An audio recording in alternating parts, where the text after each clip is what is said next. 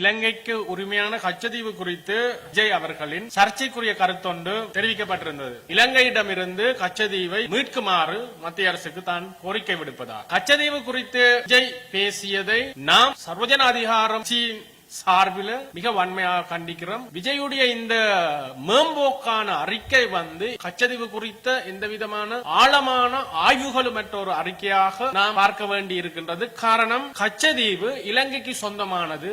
கச்சதீவின் உரிமையை நிலைநாட்டுவதற்கு 450 ஆண்டுகள் பழமையான ஆவணங்கள் எம்மிடம் இருக்கின்றது. 1600களில் இருந்து எம்மிடம் ஆவணங்கள் இருக்கின்றது. இந்த கச்சதீவு இந்தியா எமக்கு அளித்ததல்ல. எமது உரிமையை நிலைநாட்டி அதற்கான ஆவணங்களை சமர்ப்பித்து எமக்குரிய ஒரு காணியை நாம் மீள பெற்றுக்கொண்டதே கச்சதீவு ஆகும். 1974ஆம் ஆண்டு இந்திரா காந்தி அம்மையாருடைய காலகட்டத்தில் இலங்கை பிரதமராக இருந்த ஸ்ரீமா பண்டாரநாயக்க அவர்களிடம் கச்சதீவின் உரிமை சர்வதேச சட்டங்களுக்கு அமைய வழங்கப்பட்டது. ஐக்கிய நாடுகள் சபையில் ஒரு முக்கியமான அதிகாரியான எக்ஸ்ஆர் கண்ணன் இந்தியர் வழங்கிய ஒரு செவ்வியில அவர் மிக தெளிவாக இதை குறிப்பிடுகின்றார். சட்டப்பூர்வமாக இன்டர்நேஷனல் லா படி கச்சத்தீவு அவர்களுக்கு தான் சொந்தம் என்பதை நாம் முடிவு செய்து விட்டோம். நம்முடைய எல்லா ரெக்கார்ட்ஸ் இருந்தது சார். இல்ல இருக்கு, பட் நமக்கு அதெல்லாம் பார்த்துட்டு நமக்கு போதுமான அளவு ரெக்கார்ட்ஸ் இல்ல. நம்ம இந்தியாவிடம் போதிய அளவு ஆவணங்கள் இல்லை என்றும் சர்வதேச சட்டங்களுக்கு அமைய கச்சதீவு இலங்கைக்கு தான் சொந்தம் என்கின்றார் ஐக்கிய நாடுகள் சபையின் முன்னாள் அதிகாரி. இவர் 3